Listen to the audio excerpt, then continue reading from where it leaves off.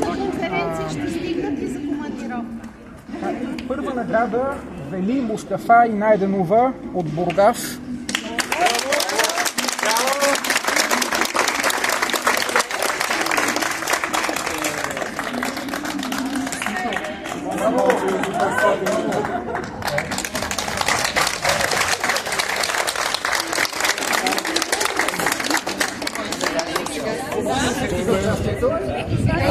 Има и още едно.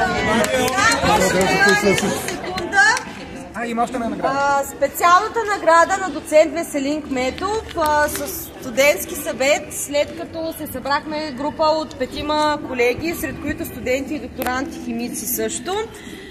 Решихме да я връчим на постер номер 15 или Йоана Петрова. Браво!